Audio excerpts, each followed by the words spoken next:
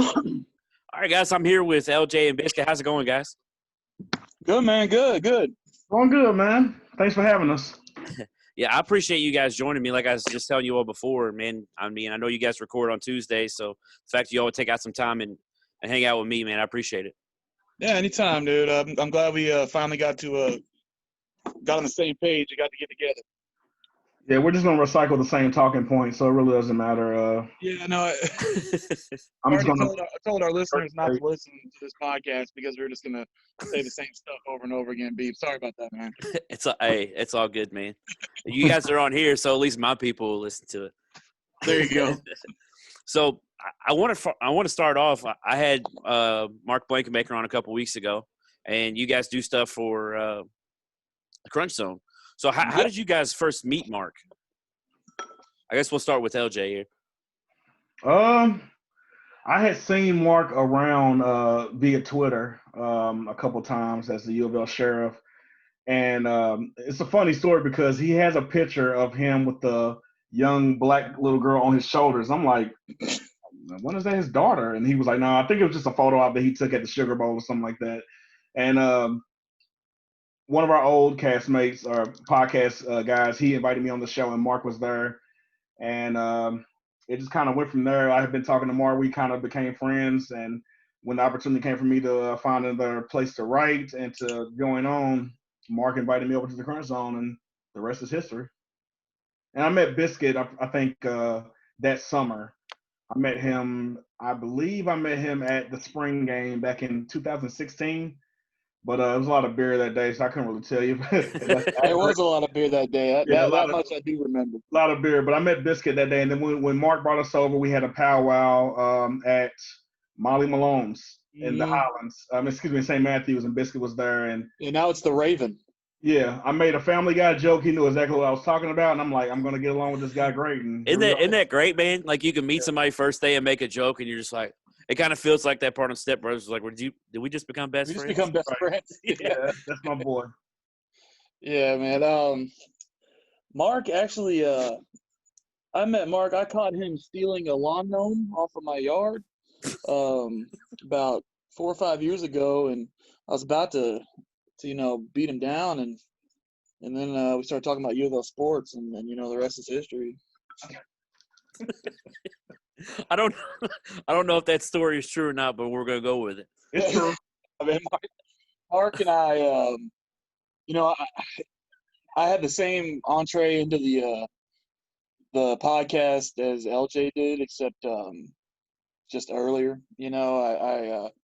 Our friend Joe Kelly used to write a little bit and did the CrunchZone podcast for a while, and he introduced me to Mark, and Mark and I, we followed each other on Twitter already, and we had some kind of relationship at that point, and I started doing the podcast every week, and eventually I pretty much took over the podcast for a while there, and then brought, as LJ came in, and he was we met, like he said, at it's called the Raven now, but Molly Malone's, and LJ and I are pretty we're kindred spirits, man. We got along pretty quickly, and I knew that was a dude I could do a podcast with.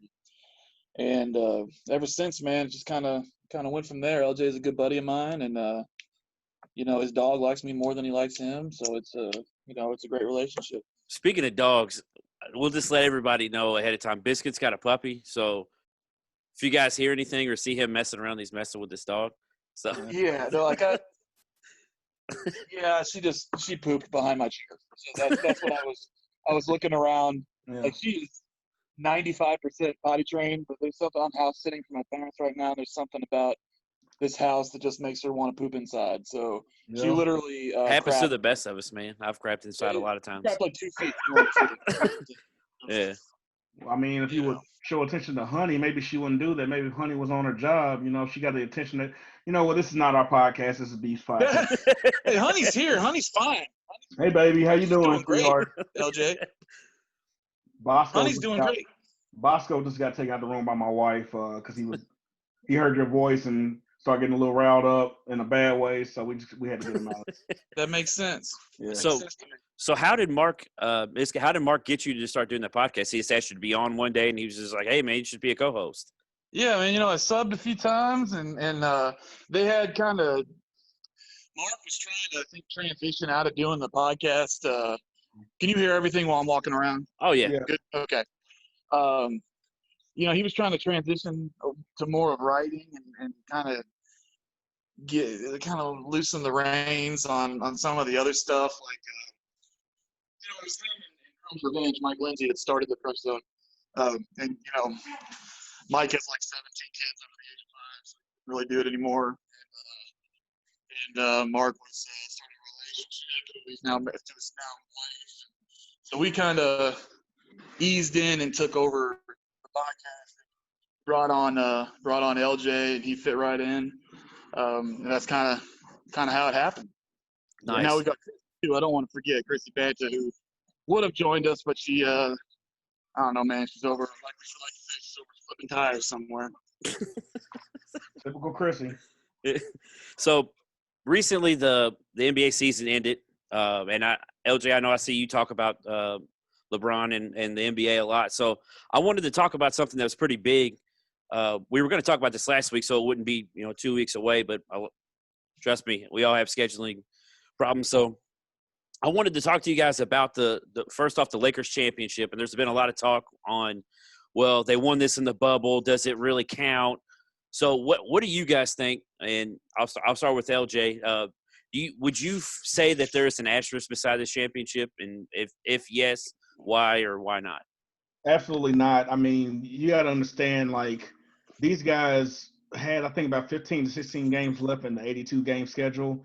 They were on a break like the rest of the country, and then they were asked to come to a place in Orlando, Florida for 2 to 3 months, away from their families, away from the society, into a bubble, staying in basically a resort for 2 months and playing basketball. It gave us some of the best games that we could all hope for. I don't think it's an asterisk. I don't think it would have made any difference had it been any home court advantage for either team. I think the Lakers were just on a mission ever since, that tragic day in January when we lost Kobe. I just think LeBron had it in his mind that he would not lose. And if that was the case, I mean, nobody expected the Heat to come out of the East. No. Nobody expected the 5-seeded Heat to come out of the East. We all expected either the Lakers or the Clippers to come out of the West, but nobody expected the Heat. So they can't help who they face. I don't think it's an asterisk beside. I think it was some of the great basketball we ever had. I think it's a championship unlike any other. I mean, is there an asterisk beside the Dodgers win last night? They only played, 60-something games this year or something like that? I don't know. I watch that trash sport, so excuse me. You may know. I don't, whatever. There's only 2 great days in baseball, and one of those was last night. The other game is like when they take the break for the All-Star game, when there's no baseball at all. But no, I don't think there's any asterisk beside it. I think the fact that they had zero positive tests, there's really nothing you can really say. I mean, what are you going to say, that there wasn't a home and home? Like, there wasn't any fans involved? Like, there's really nothing you can do or say in that moment, because a win is still a win. It's still a win. So that's my take. I agree with you, man, because when you said, well, there's no home and home, so there's no advantage for anyone. Right. So to me, I mean, I think on what's going to happen in this college basketball season, some of these big-time programs are going to take losses to teams they shouldn't lose to, because they're not going to have those home court advantages. And we've seen that. Yeah, and I mean, I feel like that affected some of those big-time. I really feel like that may be why the Clippers lost. The Clippers having the Staples Center, I feel like would have helped them beat some of those teams. I don't know. There may have been a lot more turmoil in that locker room than what we really are being led to believe. Well, Beef, let me just throw this out there, because I'm sorry, Biscuit, I know you're about to interject with something that nobody cares. Yeah, go ahead. Just like you and your opinion on baseball. But seriously, this whole thing with the Clippers, let's not forget that the Clippers were up 3-1. True. Just like Utah was up 3-1. That has nothing to do with you blowing a 3-1 lead that no fans are there. You have to take care of business. If you have the best team and what I consider one of the top 3 players in the league in Kawhi Leonard, you're not supposed to lose that game against Jamal Murray and Jokic and whoever else they have on their team. But 3-1 is 3-1. So, maybe Biscuit feels differently about it. We haven't really talked about NBA on our show a whole lot, but No, man. I mean, we touched on it once or twice. Like, my opinion from the beginning is a lot like Beef. Is that if anything, this was harder to win a championship as a 1 seed because they had no home court advantage. All right. A lot of the people that are trying to put an asterisk on this championship are completely just blowing by that fact. Like, normally they'd have 4 games in the Staples Center in a 7-game series. I mean, they could be. I don't know. It's a completely different thing. I feel like if anything, it was harder for a 1 seed to get through the bracket this year than it would be in a regular year. I mean, look at what happened in the East. Yeah, I mean, I don't know how you all feel about LeBron because I don't know you guys like personally, but I feel like it at any time LeBron wins, there's always going to be something that's going to be said that's going to lessen him winning a championship anyway, in my opinion. I mean, you take the 3-1. It's like, well, Draymond wasn't playing. It's like, well, Draymond's fault he wasn't playing when he won in Miami. Well, he teamed up with D Wade and Bosh, and now it's like, oh, well, he won it in the bubble. There's always an excuse for it, and that's what kind of where I get that as well. Is like the people that want to put that asterisk on it are going to put an asterisk on it regardless of whether it's in a bubble or whether they're playing the regular season anyway. Dude, well, he's got more like the derangement when it comes to LeBron. It's part of the reason, like, his haters are part of the reason why I became a bigger fan of his. You know, like, I always was a fan of his game, you know, but eventually, like, almost like counterbalancing all the just absolutely irrational hate for the man, you know, has made me be a bigger fan of his. But, like, the excuses that people will pull out of thin air to basically minimize the accomplishments of LeBron is absolutely ridiculous. When you look at, nobody talks about how much the Warriors were helped out with injuries every single year they made the finals. I mean, Kawhi, you know, Jaja undercuts him, and when the Spurs were up 20 in Game 1, you know, and they come back and win that game going away and end up sweeping the series against the Rockets. It took the Rockets missing 27 straight three-pointers after having been the most prolific three-point shooting team in NBA history and the Chris Paul injury for them to get past the Rockets that season.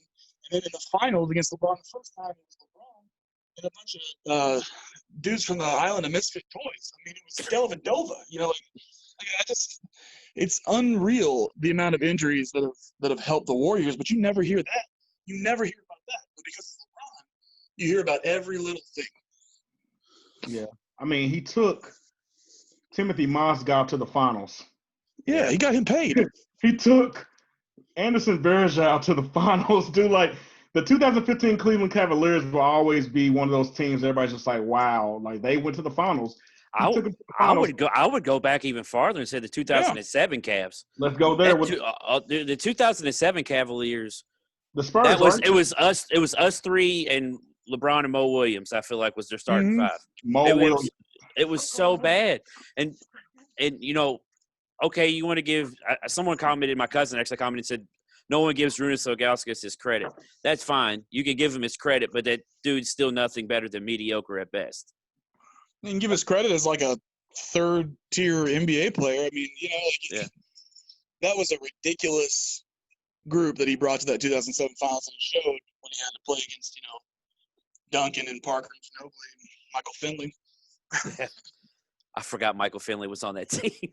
Yeah, man, he was people forget the twilight of Finley's career. He had a pretty good second act or third act with the Spurs, and he was on the 2003 championship team, the 2005 championship team, and I'm pretty positive he was on the 2007 team. I could be wrong about that, but yeah, he was a pretty good piece of those. So let me ask you guys this: so do you all think that this title, or what do you think this title does for LeBron's legacy? I'll be honest with you, I hate that he plays for LA just because I'm a Lakers hater, to be 100% honest with you. But I love LeBron's my favorite player of all time, so it's really tough for me to celebrate the fact that he won. Yeah, I love LeBron, but the fact that he won in LA, like I can't cheer for the Lakers, I just can't. But and so it's been. I'm sorry. What do you think this did for his legacy? Because in my opinion, when he came back from 3-1 against Golden State, that made him the GOAT in my opinion. That was when he took over the GOAT status. But my thing is I can hear arguments for Jordan, but I just wanted to hear what you guys thought on what this championship does for his legacy. Well, with me, LeBron will always be in my top 3, right behind Jordan and Kobe. So What did it do for his legacy? His legacy was solidified when you brought your team down from 3-1, like you said. Him winning a 4th title with the Lakers, you know, I don't really have any thoughts on that. I just think it's just another ring for the trophy case for me. He's already done things that no one has done. He's inching closer. I think he's going to retire once he's the all-time leading scorer, once he passes Kareem. I think whatever he does, everybody's going to be trying to discredit. As you see, Paul Pierce, with every time he gets a chance to be in front of a microphone and have LeBron as the topic, he's going to discredit him. So his legacy was solidified back in 2016, like you said. And I think he'll probably get a couple more championships. I don't know when he's going to quit, but I've always said he wants to play with his son. I think when Bronny finally gets there, I think he'll step away. But look at LeBron. He's what, 30, 35, 36? 35. He's 35. 35. He's 17 years in the league. His body is still the same. He's not had one injury that we know of. That I mean, he had an injury last year, and which basically ended his season. But the guy just gets better. He gets better. He's got 4 MVPs, 10 straight finals. I mean, it's unheard of. And the thing is he has 4 MVPs, and just like you could argue for Kobe back in the day that he should have won more. Kobe. We could give LeBron an MVP pretty much every season. Yeah. Yeah. No, it kind of hurts him in the long run because he's just like Jordan. You could have given him the MVP every year. But I wanted to ask LJ, is that top 3 your 3 favorite or your 3 greatest? That's my 3 greatest, my 3 favorite. Jordan's in there. Kobe was nowhere near my favorite when he played. And honestly, I'm sad to say this, but I didn't really appreciate Kobe until he passed away. And that you know what? I don't want to interrupt you, but I'm 100% there. Like I grew up. Hey, I mean, I didn't grow up, but I watched the Lakers in the early 2000s. I thought he was smug. I thought he was arrogant. I thought he was a gun. I thought he was a ball hog. I was loyal to Shaq. And when Shaq left, I was like, good. I can finally hate Kobe. And then when, after I started seeing the greatness in Kobe and all the stuff, and then you hear the stories after he retired, it just ripped my heart out that I didn't give him his roses while he was alive, and I didn't appreciate it. So that's why I'm LeBron, because when LeBron is no longer playing, well, let me just put it like this, Beef and Biscuit, we have been able to see some of the greatest players of our lifetime. We're fortunate. We got to see Jordan in his prime, Shaq in his prime, Kobe in his prime, LeBron still in his damn prime. We got to see Hakeem Olajuwon in his prime. Yeah. Duncan, Magic Johnson, Larry Bird. I mean, we've gotten to see the best of basketball. So to ask me who my top favorite are, I can't really put that into context, but I really wish I can go back and actually appreciate Kobe when he was alive and he was playing in his prime. See, I'm in the same group because I was not a Kobe fan when he played. I just wasn't. He was kind of the antithesis.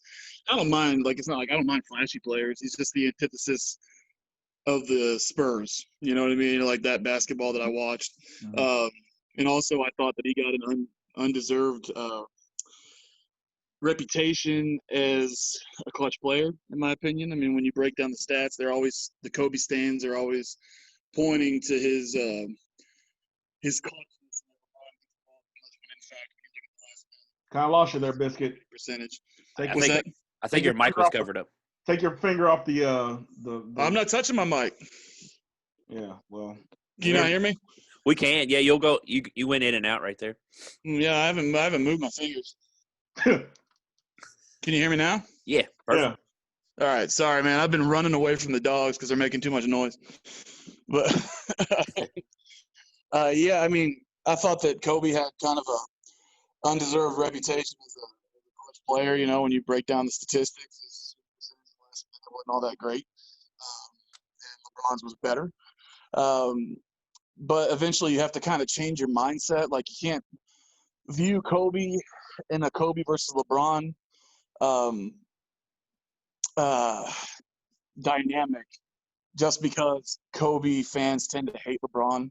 Like, just the ones that I know, like the hardcore Kobe fans hate that he's looked at as the second greatest player of all time or greatest player of all time when they think Kobe was the natural successor to Jordan. But when you get down to it, like, I have all the respect in the world for Kobe, and I appreciate him a lot more now. He's not in my top 5. In fact, he's borderline top 10 for me. But I mean, he's a phenomenal player, phenomenal competitor. LeBron, if you have any lower than number 2, I think you're crazy. But I'll hear arguments for Kareem to be above him. But for me, it's the Jordan LeBron discussion, and I go back and forth. Like, I think LeBron is overall a better player, but I understand the arguments for Jordan. Hard to argue against 6-0 in the finals, but I feel like it's weird to me that if LeBron wins another title and he's 5 for 10 in finals or 5 for 11, that he's going to be somehow discounted because he lost 6 times, but instead of being given credit for getting there, 10 or 11 times. Whereas Jordan will get all the credit in the world for just being undefeated when he got there. I feel like we have a weird way of looking at that. I think the thing that gets me is they never bring up the fact that he couldn't make it out of the first round until he got Pippen either. Right. That's the other part. Like you talk about him being 6-0 in the finals. Can't argue that. That's fantastic. And LeBron does have a losing record in the finals, but LeBron has never lost in the first round when he's made it to the playoffs. Yeah, missed the playoffs twice, but he's never lost in the first round. When they who was it? Who beat them in game 1? I forgot who beat the Lakers in game 1. You talking about this year? This year. Portland and Denver. Portland beat them in game 1. People were like, oh my gosh, his legacy is just gonna this is terrible. And then we saw what happened. Like, okay, I lost 1. Okay, so but I mean, they're always gonna find a reason to hate on that man. I love LeBron, not just for him being a player, but what he does off the court, the school, the role model that he is, the person that he is, and I'll always be a LeBron stan. Well, there's no doubt the man is he's a force, and he's used his force and his money for positive change. I mean, you can't argue with the guy's results. It's crazy to think, man, because I've been butchered so many times because I said the exact same thing you said, Biscuit. And I get killed all the time because I even say that I don't think Kobe is the greatest Laker of all time. And I still stand by that. And I don't think he's better than Magic. No, it's Magic. I don't think he's better than Shaq. Ooh. I would put Kobe as the 3rd best Laker of all time. And people kill me for that kill me for that all the time. And it's not because I didn't like Kobe.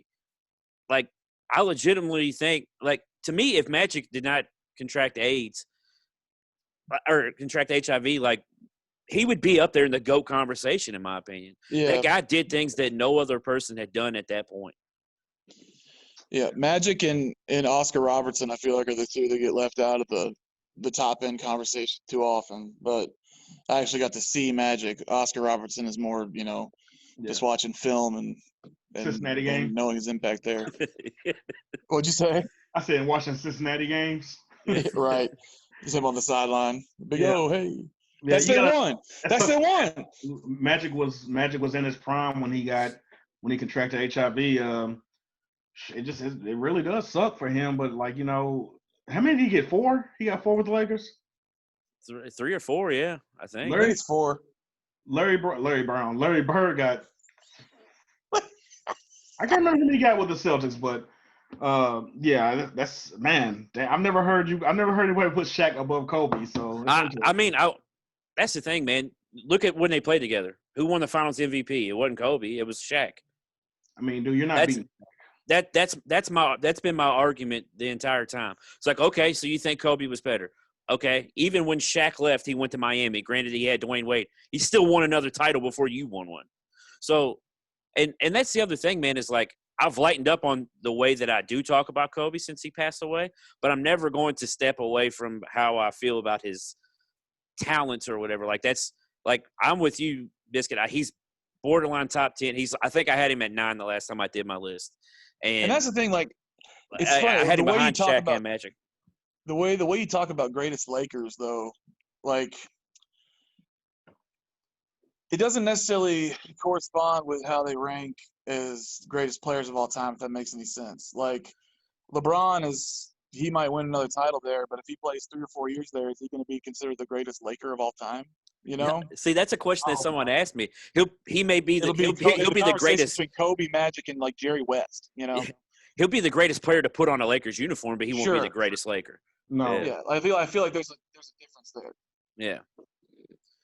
So what you got, Lee? I agree. There's no way that LeBron's ever going to be considered the greatest Laker. I believe that you had to spend a significant amount of time with a certain franchise. Like Kobe never played for anybody else. He didn't have to sell for 3 different teams. Magic never played for anybody else. Jordan was Jordan played for the Wizards, but we don't really count that.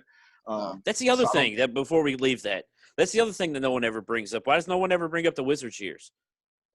It was his choice. It was his choice to come back. Him, pinning. Who did he pin against the backboard? What, a Ron Mercer? The trail block. It was Ron Mercer, I think. Yeah, Ron Mercer. He grabbed it with 2 hands off the backboard. How could I forget it was Ron Mercer? Because everyone forgot about Ron Mercer because that dude just disappeared. Oh, all right. I loved Ron Mercer. I can't lie. Like those old Kentucky teams, I loved a lot of those old Kentucky teams, even though I'm a Louisville fan. But that dude literally disappeared off the face of the earth. Well, I'm glad you said that because I mean I get a lot of crazy looks, but the '96 Kentucky Wildcat team. It's the greatest team ever assembled in college basketball. One of the greatest teams ever. Antoine Walker, Tony Deck, Ron Mercer, Mark Pope, and I'm pretty sure I'm missing. They went to the championship the next year. They should have won it against Arizona. Gladly they didn't. Because you had Derek Anderson hurt.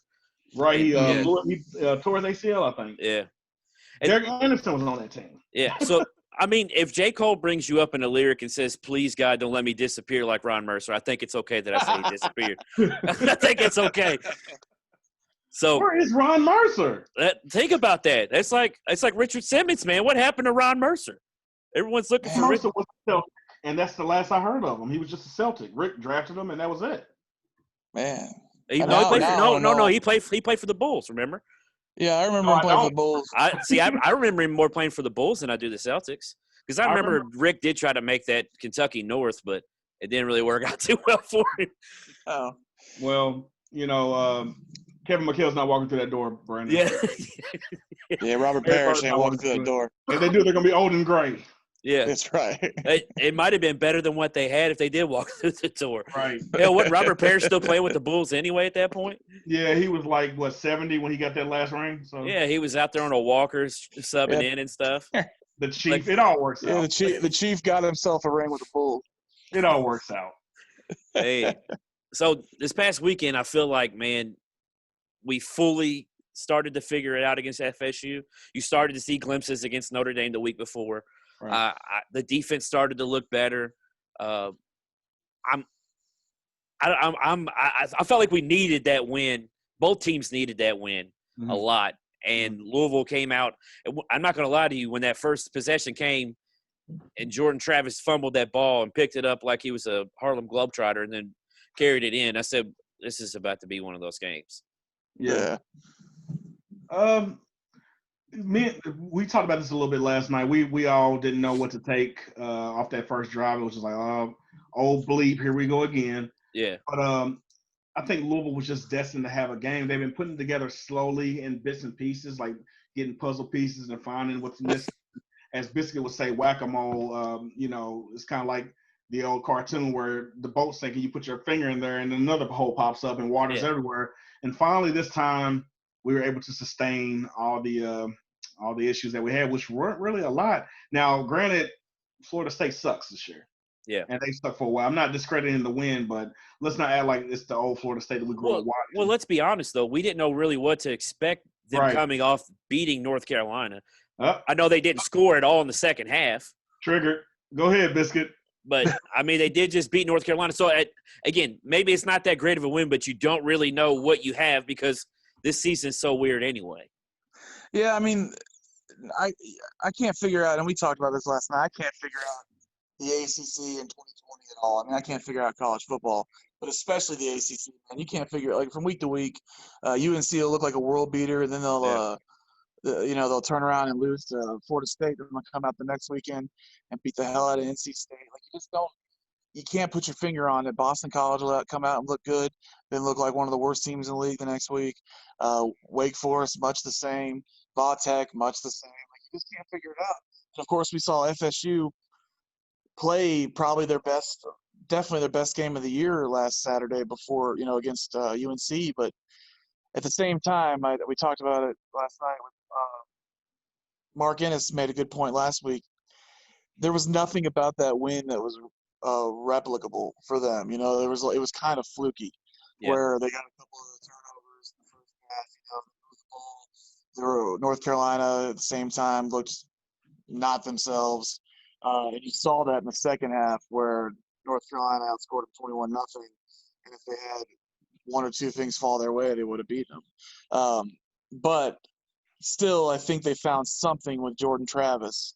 The only thing about it is he's kind of feast or famine. You know, he went, 8 for 19 against North Carolina in a win, which is on the surface terrible, but then you dig a little deeper and realize he averaged 24 yards of completion. So it was basically big play football. You know, it's either all or nothing. And he kind of exhibited some of those traits against Louisville too. But as we saw, he could be had as far as interceptions go. And thank God Jack Fago finally, grabbed one and actually held on to it. Because if I watched us drop any more interceptions this year, I mean, it's so frustrating to watch. Yeah. Well, it's crazy, man, because this defense has gone from even against Western Kentucky and going into the second game of the season, this defense has improved. And I don't really think it's, okay, we're going to stop you. It's just bend, don't break, which is basically what we need with this defense. Because now I feel like something that has come with this coaching staff is when they say they're going to do something, they actually do it. And you had Scott Satterfield come out last week and say, the offense is on me. I'm going to make those adjustments. And then he comes out, and I feel like he made a lot of adjustments and started running plays that he hadn't and went away from running that jet sweep to Tutu Atwell every other play and actually mixed it up. It's funny, the play that we got the fumble on where Tutu fell on it when he actually was throwing the ball in that. Yeah. I told my buddy, I said, it's about time for us to have him throw the ball out of that one time. Because people see him do that. I guarantee you could get a throwback and get a touchdown. And then we get the throw off of it, but he falls down beforehand. But I don't know. I'm very impressed with what Brian Brown has done in the last couple of weeks with when pretty much everyone on Twitter, every coach on Twitter put the pressure on him and saying that, oh, he needs to go. And I don't know what adjustments he's actually made. Maybe it's playing more younger guys on the defensive line because I feel like we are getting a little bit more pressure on the quarterback. But I feel like it's helped the guys on the back end. Like Monty Montgomery's looked like a world beater here lately. Yeah, he's looking like a first-round pick. I'm with you. We talked about this a little bit last night as well, where we don't know what Brian said or did him in court, but it looks like to me that they're giving more guys opportunities on the defensive line and in the secondary, more younger guys, the future, and that they're also bringing more pressure rather than sit back in that 3-4 and not only rushing 3. And even the times they do rush 3, they're getting to the quarterback or they're pressuring the quarterback. So whatever he's doing, I don't want to jinx it, but keep it up. Yeah. Let me ask you guys this before you say something here, Biscuit, because you just brought him up. Keitrell Clark, are we watching one of the next oh my gosh great DBs from Louisville? Dude. Or is it just because we're playing against Notre Dame and Florida State? I think he's going to be one of the next great DBs because he's in the right spot. It's not because people are throwing bad throws. Yeah, he's a true CB1, and we haven't had that since Jair, and it's really nice to see him develop, man. And thank God Liberty is just a cesspool, and a terrible place to be, and we were the beneficiaries of that. Yeah. But I mean, the man is playing lockdown the last few weeks, coming off the injury, and it's nice to have that, and it's a security blanket for Brian Brown to call that defense. Being able to, if you trust your DBs more, he's kind of spurred everybody playing better back there. If you can trust the back end of your defense, you can get a little more creative with the front end, and you can bring pressures. You saw it against Notre Dame. He brought the cornerback blitz probably 3 or 4 times. He brings exotic pressures a little bit more now. He's not bringing the house, but he's just bringing pressure from different places. Yeah. And that QB spy with Monty, usually Monty, sometimes with Rajay, really helps. And he's especially with Monty, his closing speed is ridiculous. That's what you need, where he just brings that late pressure. Where you can, as soon as he reads pass, he brings that late blitz with that QB spy, and it brings a whole other dimension to the pressure.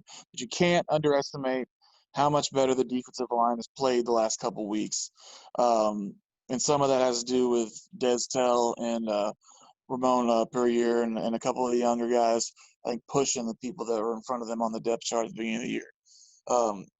But I will say, I think that on both sides of the ball, the coaching staff has probably called their best game last Saturday, and I'd say Brian Brown the last 2 weeks. There's a difference. There's a noticeable difference.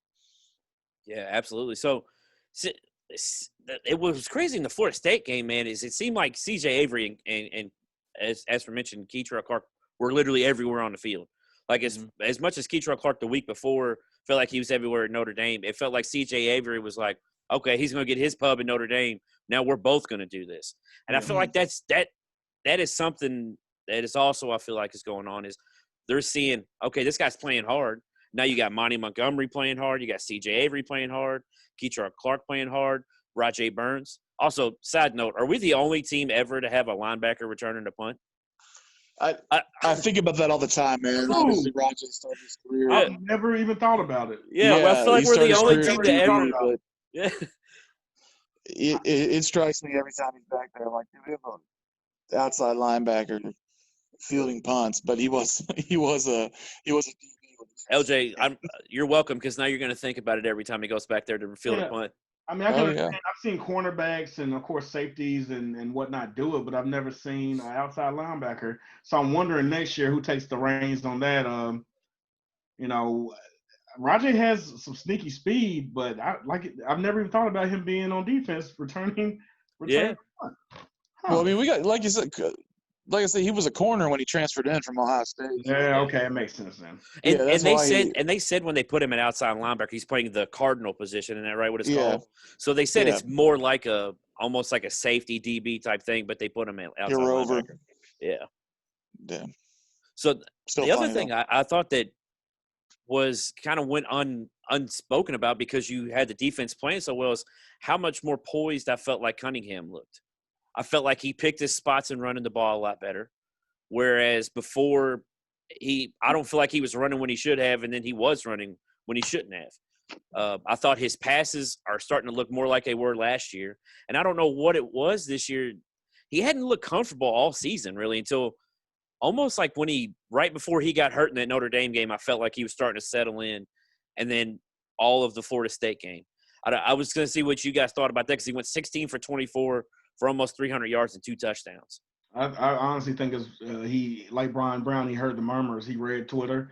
A lot of people have been calling for Evan Conley since week 2. Like Miami, people were like, well, I think we should give Conley a shot. I really people think are silly. I really think he settled down. I really think he literally settled down and realized, well, Beef, you remember, in 2017, Lamar would sometimes try to do too much. True. A little bit. He would throw some interceptions or just try to run when he should have gave the ball off to whoever. But I think with McHale, I just think it's just him reading the press clippings and him kind of just trying to force the issue. And in Saturday's game, he let the game come to him. Yeah. So I think he looked like it was a constant theme in our podcast. He looked uncomfortable to me. He looked like he lacked confidence for several, and it wasn't so much the first couple weeks, that I thought that he got it, together against Western and Miami to a degree, and at least had some success. But starting with that Pittsburgh game, I feel like that shook his confidence a lot. I mean, I watch the offensive line very closely. That's what I like to do. That's what I watch. That's what I know the most about. And it's been a while, probably the Houston game in 2016, since I've seen an offensive line get just thoroughly dominated. As far as losing, like you expect, even playing the best defensive line in the country, which I don't think Pitt is, but even if you play the best defensive line in the country, you would expect to maybe win 25 to 30% of the snaps. Yeah. We lost 95% of those snaps against that defensive line. It was absolutely unreal. And McHale was seeing that pressure like that. I mean, it was instant. And you would hope that with his experience as a starter that he would be more comfortable in the face of that adversity. But frankly, I don't know if anybody would have been comfortable there. Like the pressure was half a second. It was a second. There was no time to develop plays. And I think that hurt him for the next couple of weeks. And I don't know if that bye week was really a good timing for them. Honestly, at the time I was like, yeah, we need to regroup. But if your confidence is shaken, you don't really rebuild it by 2 weeks of practice. That's just not how it works. So I think that he was seeing ghosts. He was hearing footsteps, and it shook him to a degree. But it was good to see him get it back to a degree against Notre Dame. I mean, obviously the yardage wasn't there, but he went 16 for 19. I thought he looked more comfortable. He played within himself because the wind was so strong. There was no downfield passing game that day. But then he parlayed that in to a really impressive performance on Saturday. I thought that his deep ball looked better. His timing looked much better. Like you alluded to, his decision-making was 10 times better. He looked like the quarterback we expected coming into the season. So I'm encouraged by it. That deep pass to Tutu coming towards the locker room, like that couldn't have been more on the money. Like he threw that as he was hitting that post route, and it was coming right towards me because I sit up there in the new section, and that was coming right towards me. I was like, oh, he's open, and the ball was already in the air. So I was like, he's getting it back. Like, he got his groove back. And I think also, I mean, I think I'm not giving enough credit to what the running game did for him as well. I mean, when you have Javian Hawkins with 16 rushes, 174 yards, it's definitely not going to hurt the passing game because now it's like, okay, we gotta make sure we don't let this guy do this. And now you leave these, Tutu out, well, your Des Fitzpatrick's. I'm still waiting for that breakout game of Justin Marshall. Maybe after the Waverly video, which was awesome, by the way. I don't know how you guys felt about it. I love the Waverly video. It was cool. I was trying to figure out what was different about the uniform, though. It was cool. It was in Waverly Sanatorium. That's about it. Yeah, right.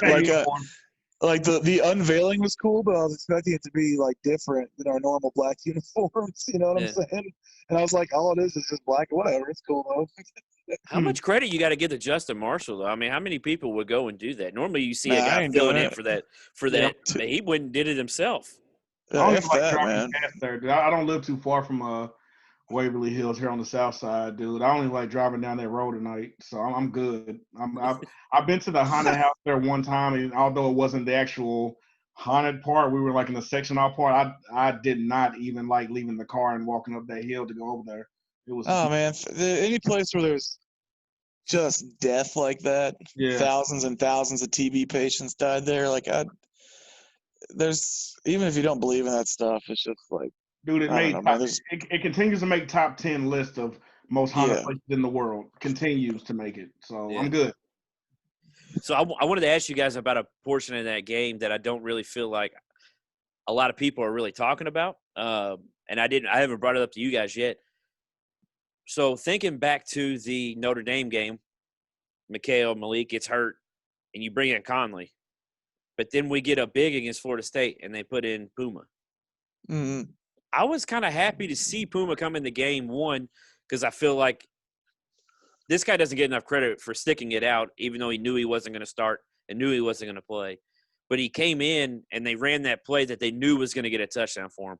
I was super happy, one, to see him get that touchdown, and two, to see how the team reacted when he got that touchdown. You know, they didn't really give him credit for that. They said it was a run. Did they really? Yeah, unfortunately, it was a backwards pass. Oh. They didn't give him credit. I put it in bucket that isn't that it was a touchdown pass, but it was credited as a run to Tutu. So they robbed him. But, I mean, it was good to see him after what he went through the last couple of years. I honestly was surprised that he didn't transfer. I was very surprised. That's one of the most – it's going to be one of the most head-scratching stories we've ever had. Like, he spurned Auburn and Alabama to come here, and then it just did not work out. It just didn't work out the way we all thought it would. Yeah, and I'm with you. I was very happy to see him get in there and get that get that moment. And it's obvious. I think that the coaching staff was looking for a chance to get him in the game. Like, obviously, in crucial situations when we're, in an actual football game, Evan Conley is number 2. They've made that clear.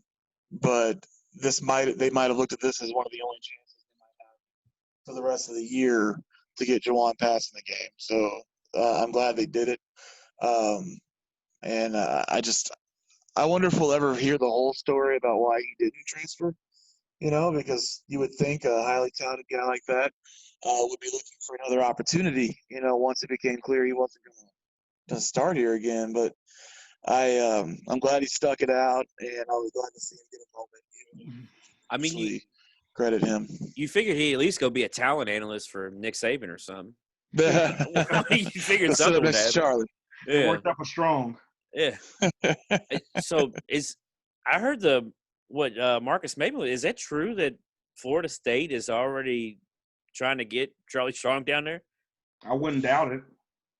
I don't know why they didn't hire him in the first place instead of hiring Willie Taggart. Well, There's just no way in hell they can, and I hope hell doesn't violate your cussing policy. No. Beef, I'm sorry. Are we good with that? Oh, we're good, mate. Okay. I figure if I can say it on radio, I could probably say it on the podcast, right? You should have paused a minute and said, "Hold on for a minute. Let's get." Oh, he is good? Okay, go ahead. Hey, Biscuit, why don't you go ahead and get off the Zoom call, man? That's just but, I don't see if people think that Florida State can pay 2 buyouts right now in this climate. They were calling for him to be their defensive coordinator. Well, okay, that'll work. If they're talking about Norvell getting fired, they're out of their mind. They're already paying Willie Taggart. But no, I can see that if he's willing to take a defensive coordinator job, then because really, frankly, the Saban staff has become kind of the rehabilitation, for major college coaches. And I think Charlie probably has his eyes on another head job, but you take what you can get. Yeah. I'm just going to be honest with you, man. I would not be opposed if Strong came here to be the DC. I mean, it's probably going to be an unpopular opinion because he's not cut like that. But I just don't think it would ever happen. It won't happen. And it has nothing to do with that. I think Bobby coming back, Bobby 2.0 ruined it for a lot of people. I still don't even think it's that, man. I think I think it's the you know what? Sorry, yeah. I know what it is. Yeah. I'm sorry. Yeah, I was I don't think that guy's ever welcome back. Shout out to Movado Watches, okay? Shout out to Movado Watches and everything else that involved. Shout out to JB and the Blue Group as well. Sorry, I'll be quiet now. I forgot. I was well, surely he knows. I do know that, but I'm so much time has passed between now and 2014. It's just I totally forgot about that, and I'm not going to bring that up because I'm fairly sure it's going to violate some things on your show. Yeah, you're not the only one though. People will do that every once in a while on Twitter. Where they're just well, we should do this with Charlie Strong. And I'm like, bro, it ain't ever going to happen. No. And then they're just oh, yeah, what do you know that I don't? Apparently a lot. Apparently a lot. It wasn't like we made this up. He was named in divorce proceedings. That was happening. And the only reason why he didn't end up back in Louisville, they settled, forget it. We know the story. Yeah. But if anyone else wants to know the story, just Google it. I'm sure you can find some stuff. Google Jonathan Blue and Charlie Strong. Yeah. That's all you got to do. Yeah. Got to Pat Moore as well. So this week, Louisville has Virginia Tech coming to town. We were just talking about the blackout. I thought it was funny. Your tweet, was that today or yesterday about the blackout? Yeah, leave it to 2020 to have a blackout in the 12,000. Yeah. It's so on brand to have a 12,000 fan in a 61,000 seat stadium.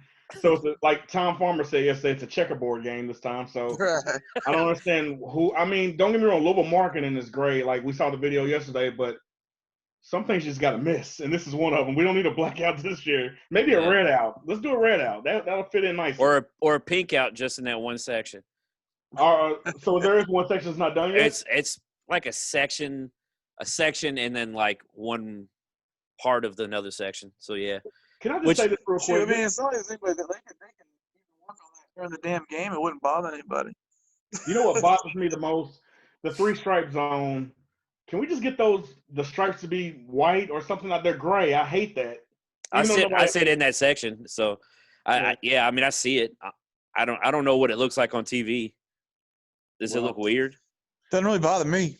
It doesn't bother me. I just wish they would have went with a different color scheme. And I would love – I mean, I can't wait. This was supposed to be the year that section was supposed to be full. I can't wait until we have a complete sellout to where that section is full because I sit near that section and just to see it on TV and to see it in person, to see it full and loud in the north end zone, I would love to see that. So thanks to COVID, we probably about 2 years off from that. So we'll see. Might be given in a few years. Yes, but so Virginia Tech comes in like you said, Biscuit, off a weird loss to Wake Forest. But what was also weird was they gave up 129 yards rushing to a running back from Wake Forest, which gives me, it makes me a little happy because it's like we have at least a top 2 to 3 running back in the ACC. I would say Travis Etienne is easily the best in the conference, but I would say I don't Javian think he's any Hawkins lower is. than 2. Yeah, I would say he's definitely up there at 2 or 3 in the conference as running back. And now you face a defense who gave up 120, I think it was 129 yards rushing to a running back for Wake Forest. So I wanted to get your thoughts on, what do you kind of feel like the keys are for Louisville to get a win against Virginia Tech coming in this week? Well, it's again, Virginia Tech's just like the rest of the ACC where you can't really figure things out about them week to week. Like there's times where their defense looks really good, and there's times where the defense looks completely inept. They gave up 50 some odd points to UNC. Hendon Hooker has kind of taken that quarterback job the last few weeks after being on the COVID list, and there being some Braxton Burmeister being the quarterback for a while, and then Fuente actually talked about them sharing the job, which we all know that's a terrible idea 99.9% of the time, unless you're Brahmin LaForce. But Hendon Hooker has taken that job in the last few weeks. He ran for 100 yards last week. Ran for like 160 the week before. He can move. Not much for throwing the ball, it seems like. I mean, they haven't had a whole lot of success through the air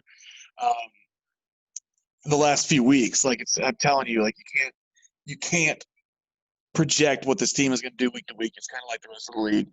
But that's why I think it's so important for Louisville to kind of just focus on their own game plan and try to impose their own will on their opponent. I feel like if they execute the offensive line first time last week, I mean, with the exception of that 70-yard run to open the game, which was a little bit of a fluke, not too fluky. It's funny, you saw him reverse field and kind of follow the boot action that McHale was already executing, and absolutely nobody followed him on. JV had clear sailing the rest of the day, but the rest of the day he was still averaging like 7 yards a carry, behind that offensive line if you take out the 70-yard run. That's the type of success we need to have. Like, this was the first Saturday all year where I felt like the offense in itself, the run was setting up the pass, and the pass was setting up the run. It was really, really, really nice, harmonious. It was nice to see it working together. And then in step, the offense was feeding the defense, and the defense was feeding the offense. Everybody was just kind of feeding off each other's energy. And I think that's the type of effort we're going to need to see on Saturday. Virginia Tech's still dangerous. They beat the hell out of NC State the first week of the season with 24 dudes on the COVID list. They've got enough talent to hurt you, and they've got a very talented running back. So we need to bow up on defense and try to make them one-dimensional. And you mentioned that Hendon Hooker's had trouble. He threw 3 interceptions against Wake last week. Yes, he did. What you got, LJ? This is tough because I don't know. I don't want to say this, like I said, to discredit the win of last week, but I don't know exactly what we can gain from the Florida State win because Florida State, they were a mess. They were in such disarray. V-Tech's the same way as Biscuit said. It's really hard to get a read on them. I do not know what to expect this Saturday. Thankfully, it's at home. And thankfully, we have a lot of momentum going in. Even from the Notre Dame loss, it was building momentum week after week. I think if Louisville can continue to contain a running quarterback and Hooker, if they can slow down the run, which they've been successful in doing, even though this guy that we're facing on Saturday is pretty damn good at running the ball. They have a great offensive line.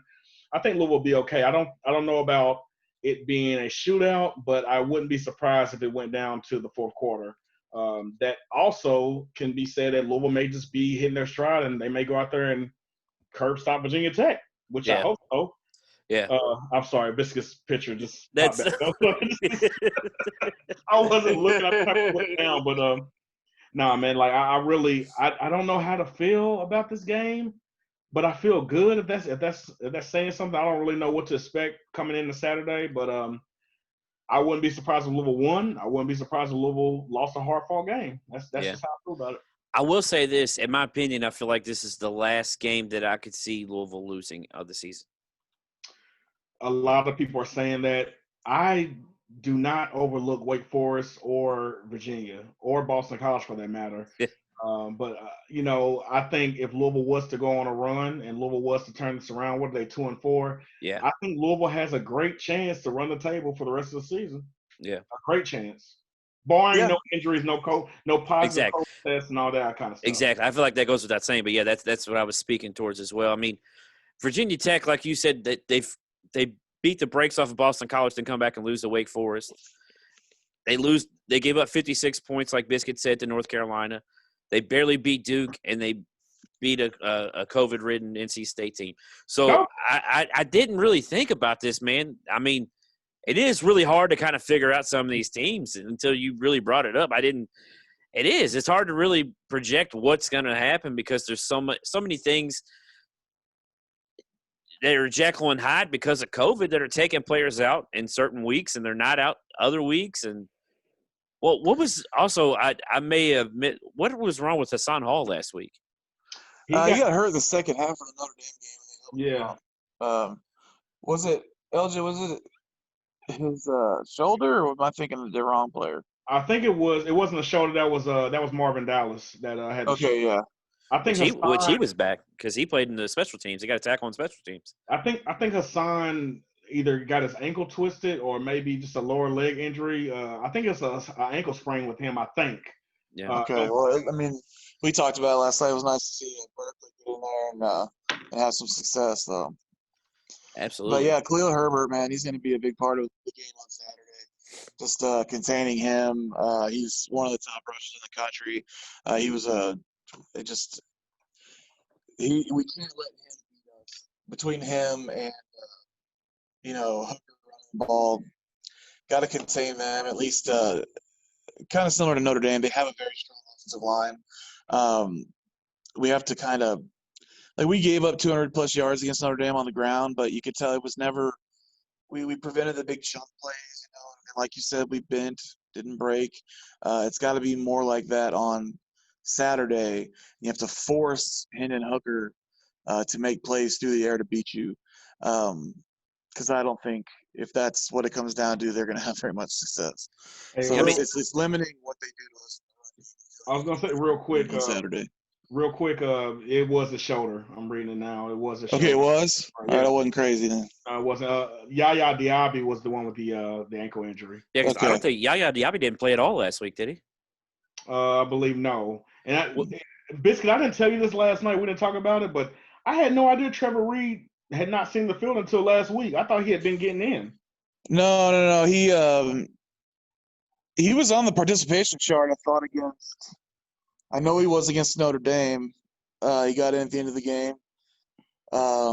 He got in against Florida State. I thought he got in for a couple plays against Georgia Tech, but I might be wrong. But he hadn't been playing meaningful minutes. He had a couple of nice he got a little bit of film on him on Saturday, more so than the other games. But no, he's not a meaningful member of the rotation right now.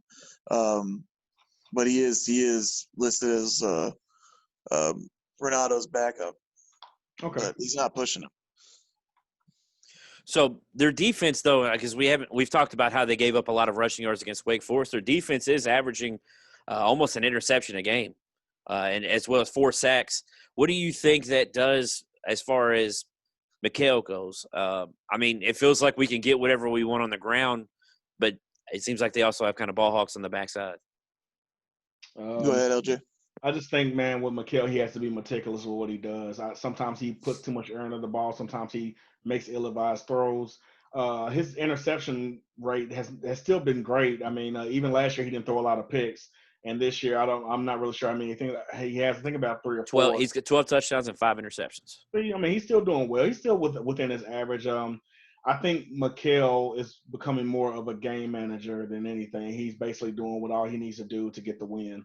As far as Virginia Tech, dude, I have not seen them except for them losing last week. So I really want to give you some insight on them, but I don't know. I Yeah. don't know. So Biscuit's watching them more than I have because, like I joke, I don't watch a lot of coastal football because I'm loyal to the Atlantic, of course, but I'm glad this is our last coastal opponent. Well, excuse me, next week is our last coastal opponent before we get to like the regular Atlantic schedule. So It's funny we crap on the Coastal and we haven't won a game against them this year. Right. We're winless against the Coastal because I'm right with you, dude. Like we crap on the Coastal and I guess it's just the boring part of the conference, in my opinion. At least in football, basketball it's good too. The Coastal is just, to me, it's like, all right, yeah, Louisville probably could have been over there competing, but everybody knows the Atlantic is where it's at. I mean, It's the SEC east of the ACC. Yeah, there you go. It's literally Clemson and then everybody else. But I like to think that we're in the better part of the conference with the Atlantic because Wake Forest is typically doing better. Florida State, whenever they decide to come back from the dead, that'll be great. Miami, every year they say they're back and they're not. Pitt has lost 4 straight since beating us. I mean, Of it's course. just like, of course, like, Yeah. but yeah, that's a question more suited for Biscuit on the interception thing. Well, I mean, with Mikhail, he had 20 TDs and only 5 picks all of last year. So I mean, the interception rate's up per passing attempt.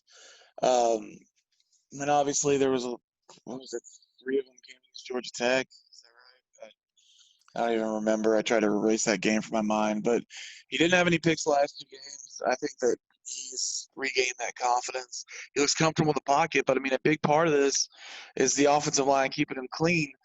But an even bigger part of that is having success with the running game, so they have to respect it, which was a factor that was missing against Pittsburgh. A consistent running game was missing against Georgia Tech. We got some yards, but we caught the ball a few times and we just kept shooting ourselves in the foot. Like if we can open up those holes and have success in the running game, I feel like that takes pressure off from. Yeah. So outside of this game, we think football be more of the quarterback he's been the last 2 weeks in the first 3 or 4. I thought he was done talking, Beef. I saw you. I'm like, okay, he is done. I'm sorry. I had to somebody was trying to call me. I was like, all right, well, I guess I'll start talking to make up for that, but then you start talking again. But my bad. No, it's all good. It's all good. We all get phone calls. You're just more popular than us apparently right now. It was just my mom. Come on. I'm trying to give you credit. You're the one who threw yourself under the bus. I will always throw myself under the bus, Pete. So I hinted towards just a minute ago, I feel like if Louisville wins this one, I think this is their toughest test going the remaining of the season. LJ, you kind of hinted towards pretty much every team on the schedule except for Syracuse. But who would you say is Louisville's toughest opponent? What do you think is their projection going through the rest of the season? I think Louisville's toughest remaining opponent.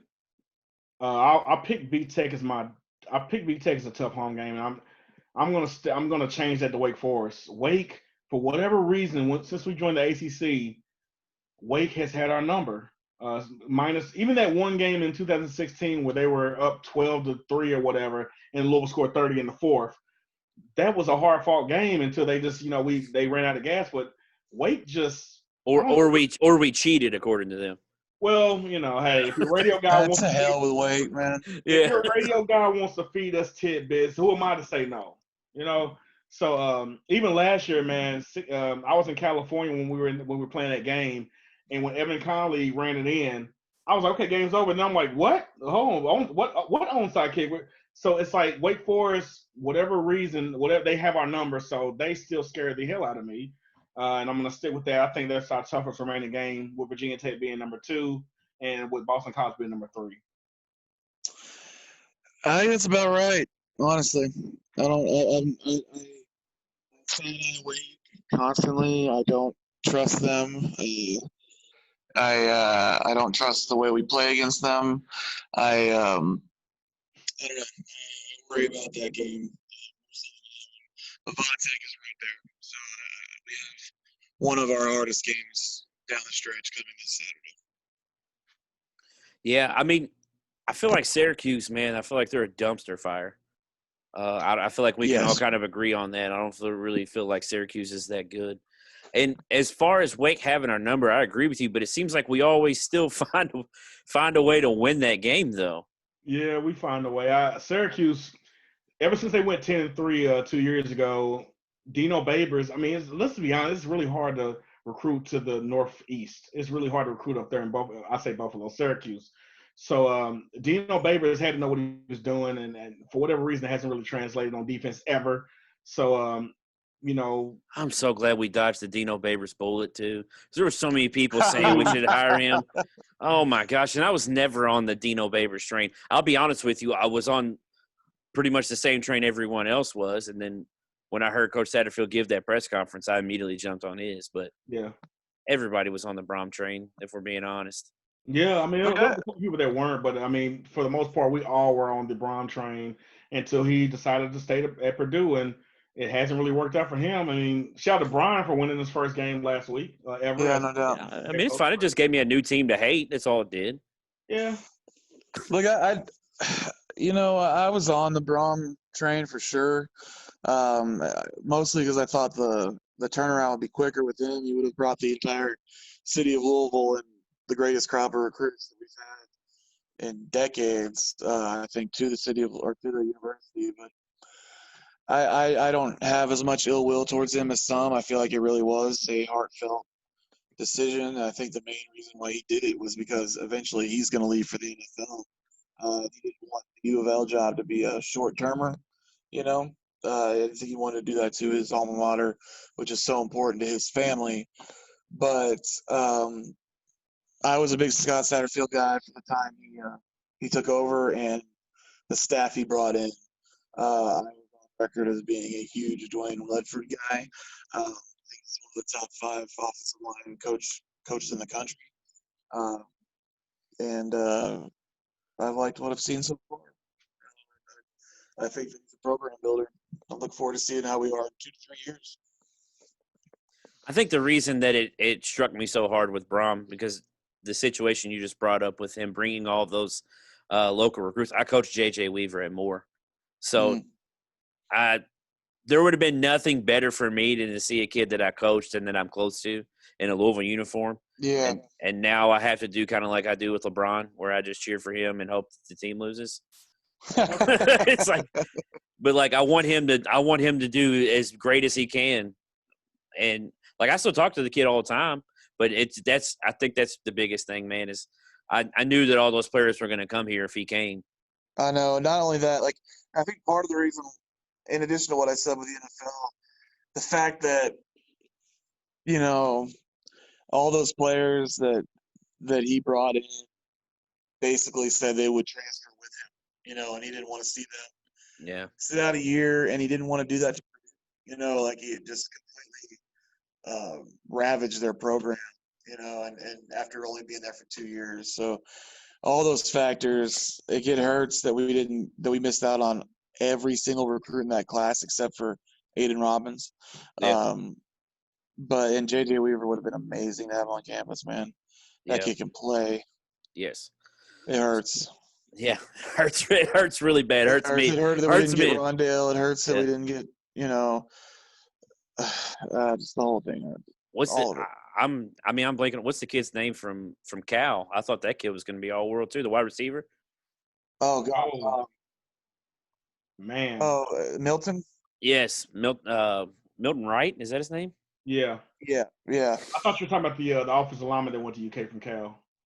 Well, that too. No, that kid was going to Kentucky regardless of who was here. He was, yeah. That kid, going to UofL. Yeah, that kid came out wearing a Kentucky onesie, man. That kid was always a UK fan. Yeah. Hilarious. That's all I heard from the coaching staff over there. But Wandale Robinson was another one that there were so many good players.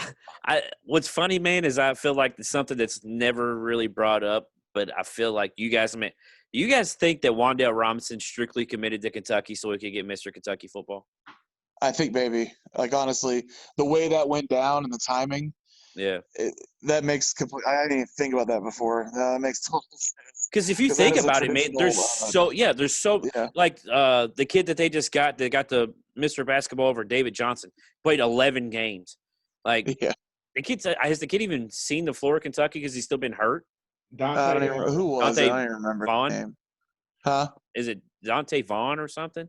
Yeah, no, he'll never play there. dude, like he went there after blowing his ACL in December, and out of spite because they didn't want a Louisville guy to get it, they gave it to him. And I mean, we see how it's worked out. So It I mean, ain't the first time, won't be the it last. really ain't. It ain't the first, ain't the last. And I'm glad Wanda Robertson went to Nebraska and spurned the Cats. And it was like they still hate him to this day, just like they hate Damian Harris, Yeah. who went to Alabama over Kentucky. He was not loyal because he went to Alabama to win a Yeah. excuse me, to win. How dare he go to Alabama? How dare you go to Alabama and end up in the pros right now as a third round draft pick? How dare you do that, Damian Harris? Playing for my Patriots. If he keeps playing like he is, he's going to take over the starting spot. Man, I'm B, sorry, if what'd you you had say? told me you were a Patriots fan, I might not have done this. I'm sorry, what'd you say? What'd you say? I didn't hear what you said. What thing? What are you getting? Are you disconnected? Yeah, what'd y'all say? Well, you said Patriots, and as an avid Raiders fan, you know we got a problem now. The diehard Jets fan, I think I got the biggest problem. Well, I finally know what both of you guys normally feel like, so don't feel too bad. Well, so with that no cussing policy here. No. No, I mean, I get crap for it all the time. It's all good. I always here. I'll give you my story on how I became a Patriots fan because that's the question that I always get. Is I didn't really have an NFL team. I hated the Bengals and I hate Peyton Manning, so I hated the Colts. But I always liked Tom Brady, and Randy Moss was always my favorite player. Like Randy Moss, I loved Randy Moss ever since I saw him play at Marshall. So when he went to New England, I was just like, all right, well, that's what I'm going to go with, and I've stuck with him ever since then. So you're a front runner. Got it. Absolutely, 100%. I'm a front runner. That's why I'm still cheering for him this year. Because everyone's Once like, "Oh, you're a Jets fan Buck, or you're Raiders fan, have some you're a real Bucks fan, fans. right?" No, I'm not. I don't like. Cool, Tom Brady left and went to Tampa Bay. I'm not cheering for them. It's not happening. No, leave that to Mark Ennis. Yeah. Yeah. So, guys, it's time for the Mike and Cheese rapid fire question time. So, Mike and Cheese is a sponsor of mine. Best mac and cheese in town. I got to send you guys their page because he's like my brother. But when I tell you about I have my own mac and cheese with this mac and cheese company. So it's free. He does free delivery to Louisville and Southern Indiana. It's just a $15 minimum. Trays start at $10, but you can call them at 502-548-6845. Make sure you try the Pizza Mac, which is the Beef Speak podcast Pizza Mac, which has just started a couple weeks ago. And tell them Beef sent you. So that sounds amazing. Oh, dude, it's white American cheese, mozzarella with pepperoni and sausage, and then you put some Parmesan cheese on top of it, dude. So this is a restaurant, right? No, it's actually he has a food truck, but he also delivers. All right. So where is he normally at, or is he at different locations that he goes to? He sets up different locations. He just got on Instagram, but he's on Facebook most of the time, and he'll put out where he's going to be at. But he also does, like I said, delivery to the Southern Indiana and Louisville area as long as you order at least $15. So all right, well, I'll have to look him up for sure. It sounds good. So this is going to be the Halloween version of our rapid fire questions today, because Saturday is Halloween. So I guess the first one we'll start with LJ, and then we'll just go kind of snake back and forth that way. So start with LJ. What's the best Halloween candy? Reese's. Just Reese's in general? No, I no. thought they had one. Reese's, Snickers. No. I was saying like what kind? Just like the Reese's cup, just a regular one.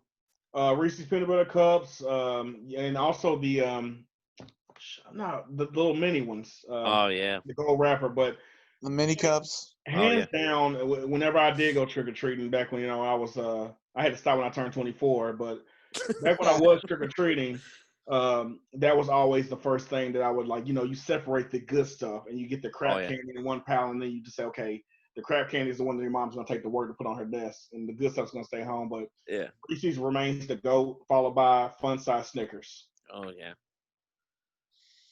What you got, Actually, I will go with I love lots of, obviously by my appearance, I love lots of different kinds of candy.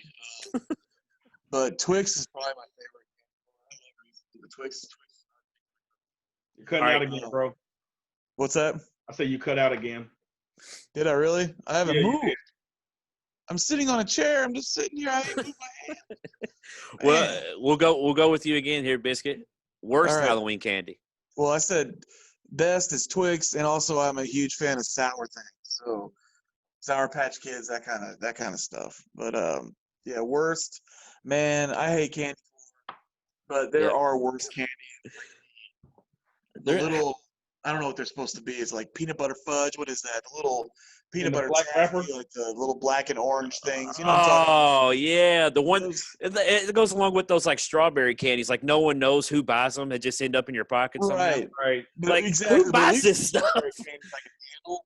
You're like, they're not my favorite, but at least they're okay. Those little black and orange wrapped like peanut butter taffy crap. Yeah, I I forgot just about can't those. do Mounds or Almond Joy either. I just don't. Gross. Yeah, I actually love both of those. I'll take that. But see, like I like coconut flavor, but I don't like the texture of my candy. So I hate coconuts, so Mounds and almond Mounds will always be trash. All right, LJ, Yeah. starting with you. Best costume you've ever worn for Halloween? Dude, I think I went one year as the Karate Kid. not a boy. My mother bought me the actual, the white. I don't even know what it's called. Gee.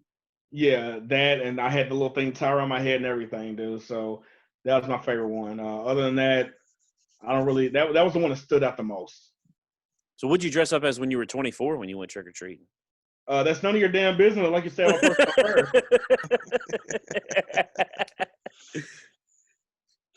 All right. Mine was I've done several different Chris Farley characters. My favorite was Matt Foley.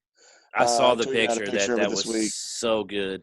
Hey, real quick. It's- Let me. What was the costume you did with the wig and the green shirt, and like you had the shirt open with your bare chest? We just called that. That was that's probably my second favorite because it was just I've got a buddy named Dave Freeze, and we came up with a fictional band called Fistful of Dave.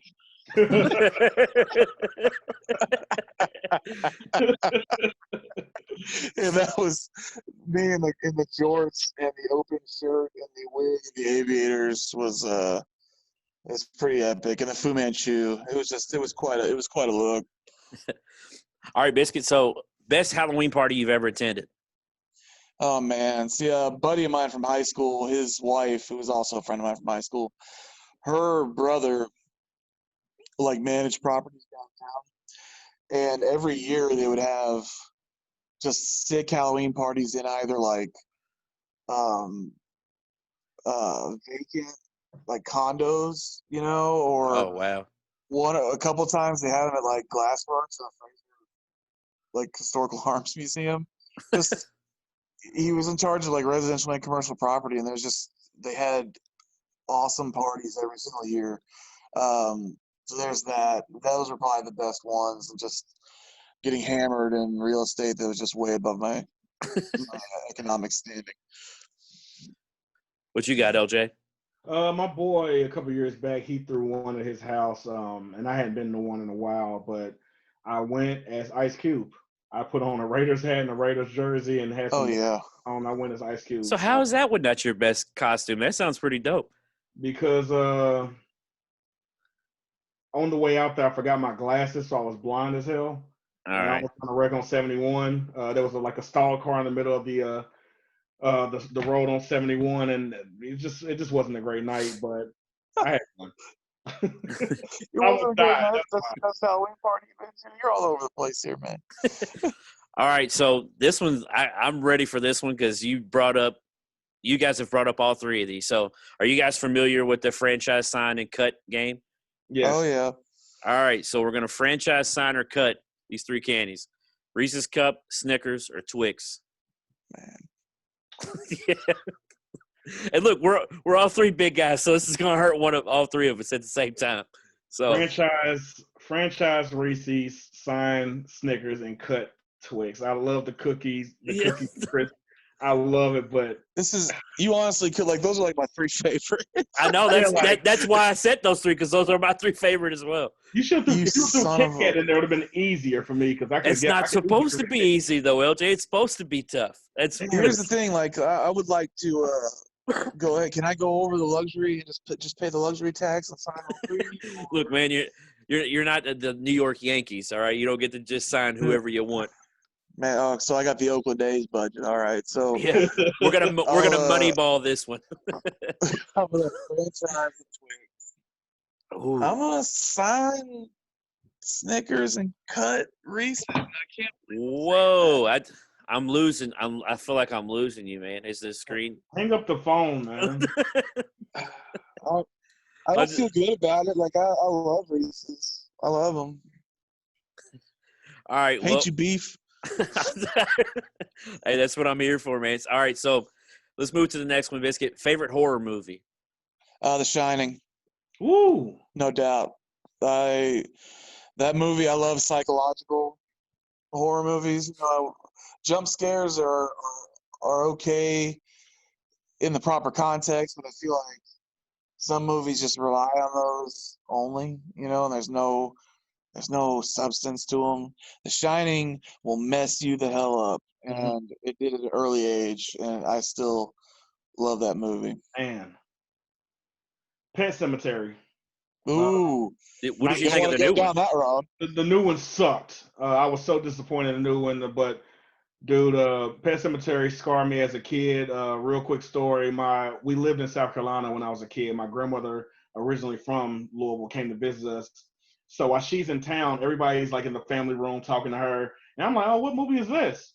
Scared the hell out of me. I did not leave, but I was too scared to actually move, and I've been traumatized. Even now, when that movie's on, I got to make sure my dog's in the room with me. So it's like it still has little flashbacks, especially like when they were talking about her sister who had spinal meningitis, and you know the role being Stonier Lewis and all this other stuff, man. But Pet Cemetery scarred me as a kid, and it just stuck with me. So it's that still is the scariest movie I've ever seen. It's funny, man, because I'm the second youngest of 8, and my older brothers were talking to my dad about it one day of the movie I'm about.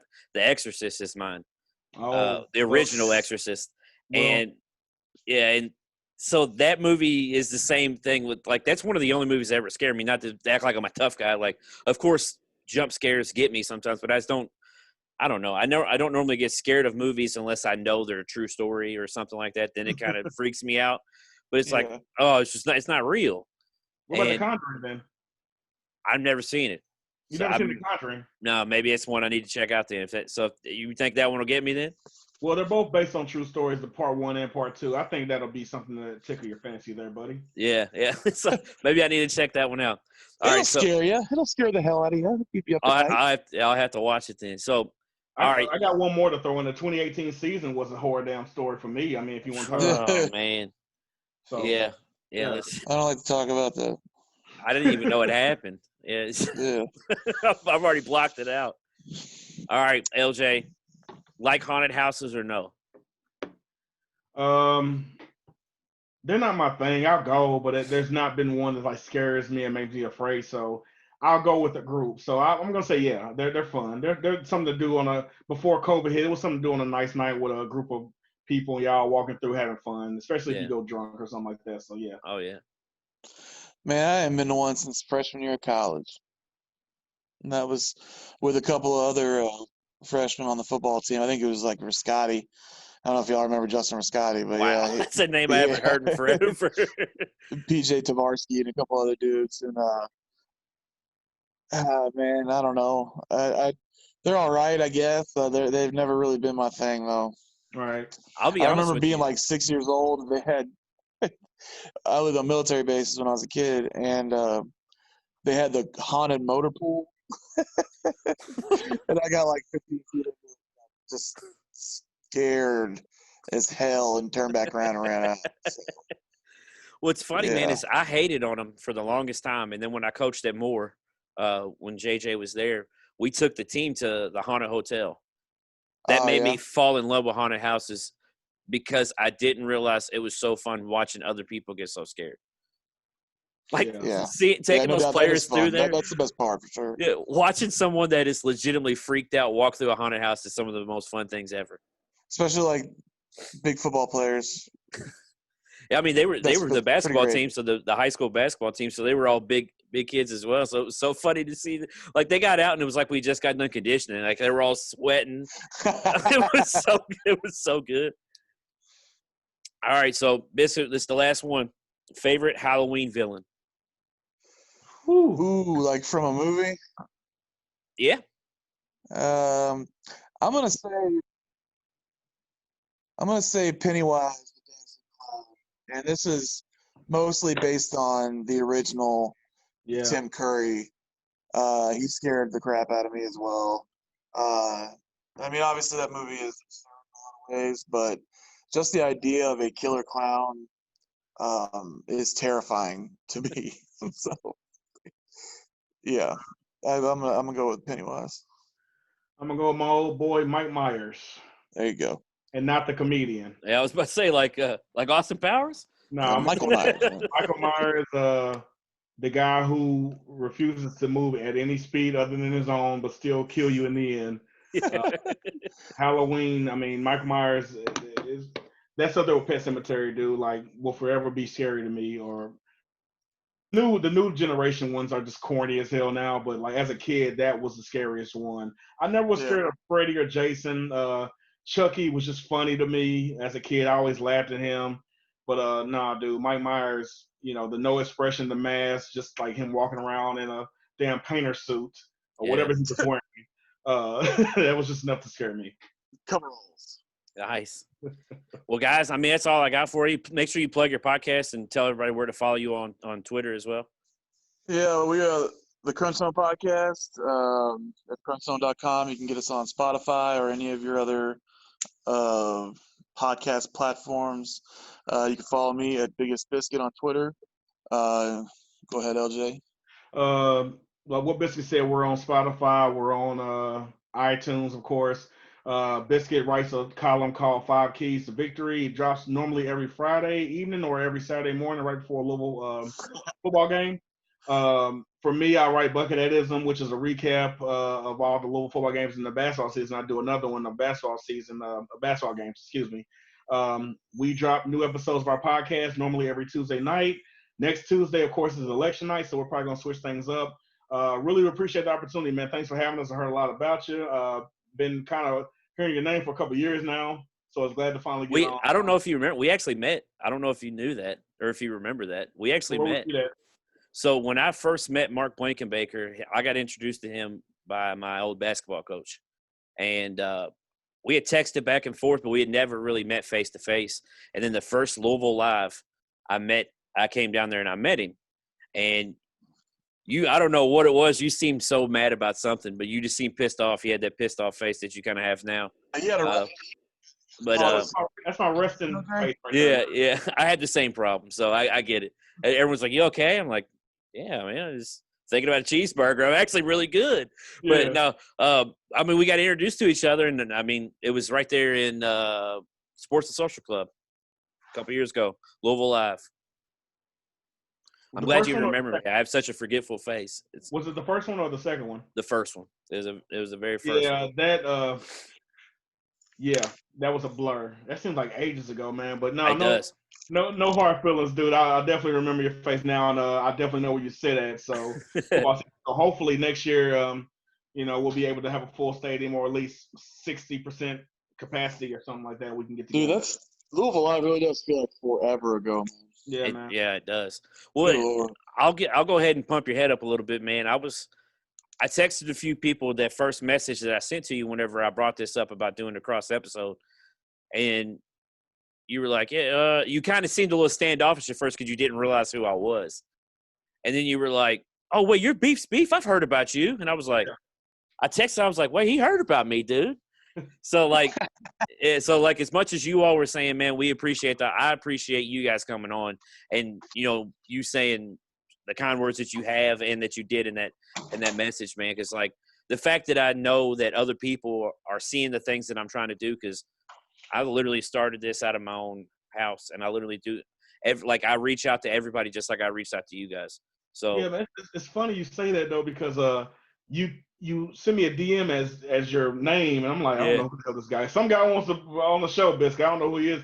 And then I looked it up. I'm like, oh, he's Beast Beef. Okay, yeah. So Yeah. I've heard about you. Wow, I actually thought you were black because your logo in the back looks like a black guy. I mean, it kind of looks like a black guy. So I went white face on there. I'm sorry. yeah. So I was like, well, I was white, but no, I mean, definitely, man, we'll have to do it again. Looking forward to it, man. Thanks for the opportunity. Absolutely. I'd love to get you guys on again. Even though I joked in the message, if it's crappy, then I'll just delete it and forget all that message that we were talking.